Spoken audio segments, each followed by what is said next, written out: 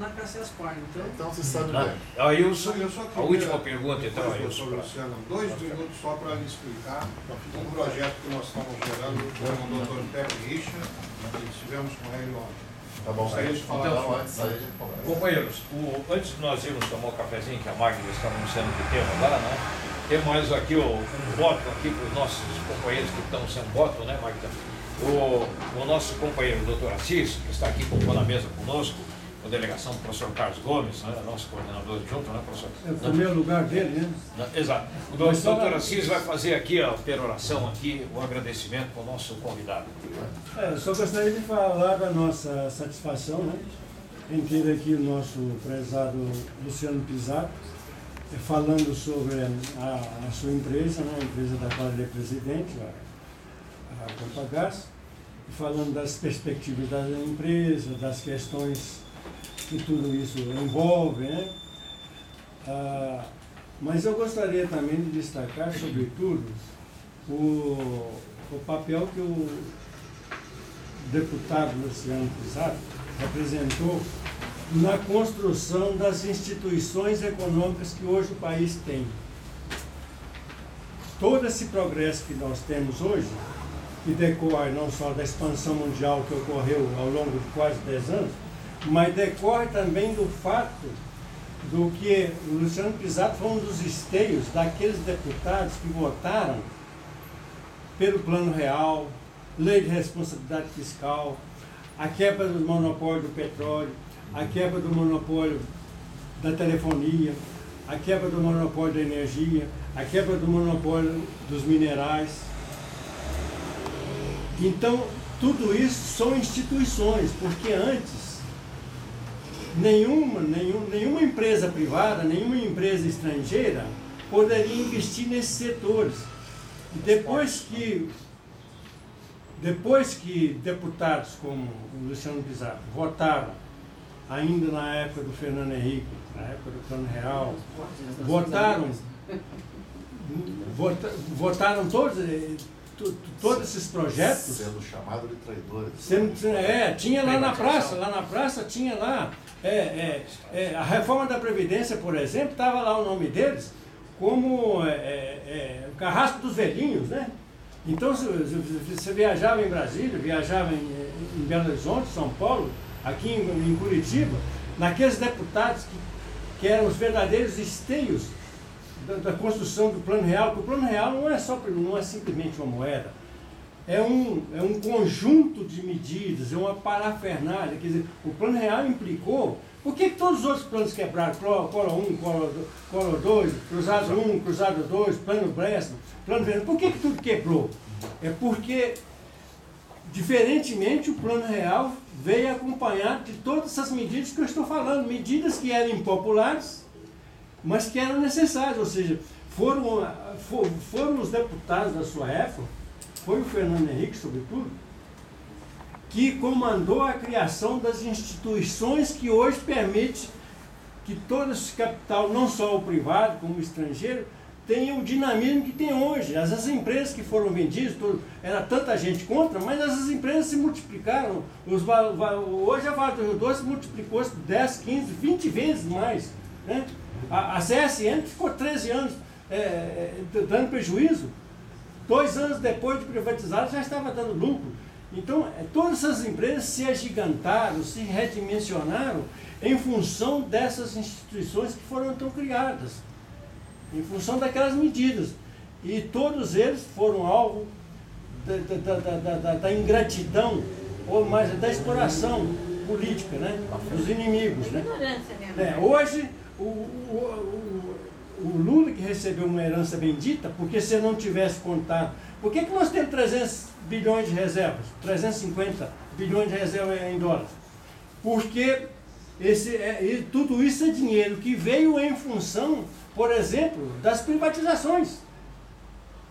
O capital veio e chegou, o dólar não circula aqui, mas então ele vai para as nossas reservas. Então, todo esse capital, toda essa condição nova, e que também decorreu, felizmente, da bonança que ocorreu no mundo, né? Que o mundo ficou, até 2008, né? Ficou 10 anos crescendo, 8 anos crescendo. tudo isso é em função daquelas instituições que se criaram em função do voto dos deputados, como os deputados do Luciano. Então isso a nação deve aos deputados que votaram como você votou. Então eu só estou dizendo para ressaltar o papel que esse homem, embora seja a primeira vez que falo com ele pessoalmente, mas eu já votei nele várias vezes.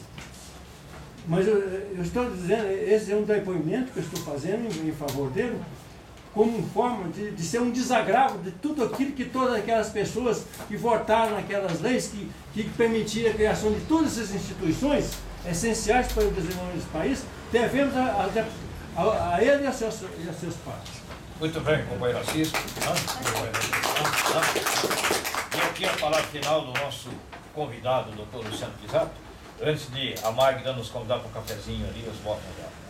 Bom, eu, antes de mais nada, quero agradecer as palavras gentis do Assis, que até me emocionaram, que foi a primeira vez na vida que alguém mencionou isso.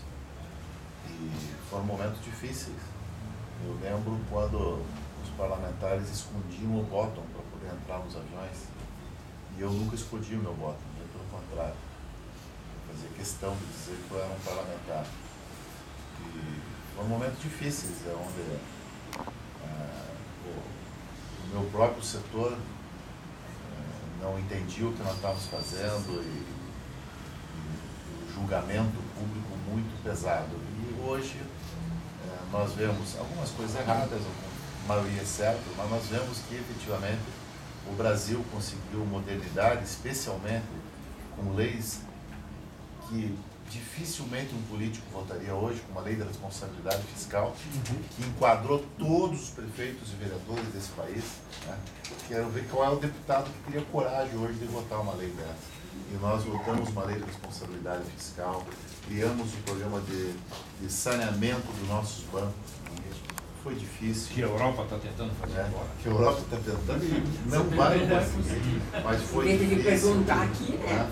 Foi extremamente complicado. As agências que têm distorções, mas que existem.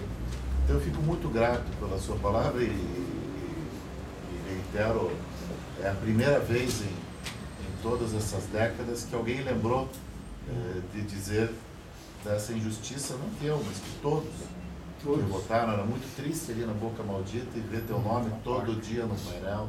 Né? E hoje aqueles que colocavam o nome no nosso painel ocupam os cargos públicos das empresas, etc., e são os maiores defensores do programa. Você estava lá como um dos carrascos dos velhinhos. Só que o Lula fez a reforma da Previdência. Antes, por exemplo, o aposentado não pagava a Previdência. Hoje paga.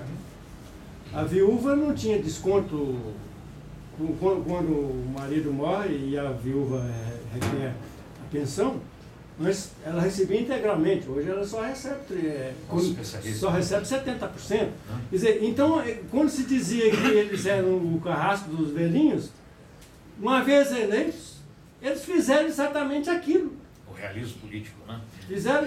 Votaram a lei da Previdência, quer dizer, o Fernando Henrique só fez a reforma da Previdência,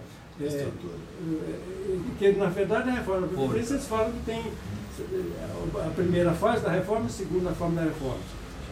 Né? O Lula fez a terceira, mas agora tem e agora está sendo anunciada a quarta.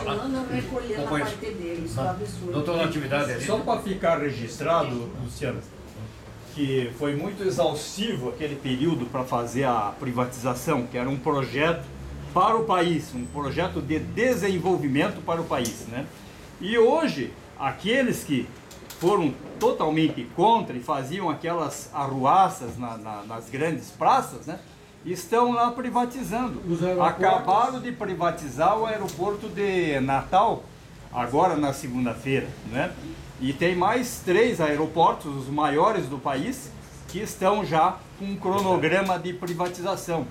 E as estradas, né, federais já estão basicamente todas privatizadas.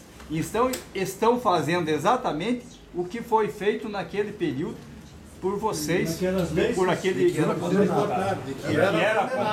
condenado. Então é por isso que eu estou dizendo, eles construíram as instituições que permitem hoje o Brasil ser o que ele é e vai prosperar-se certamente. Dá uma salva de palmas aqui. Obrigado. Muito obrigado.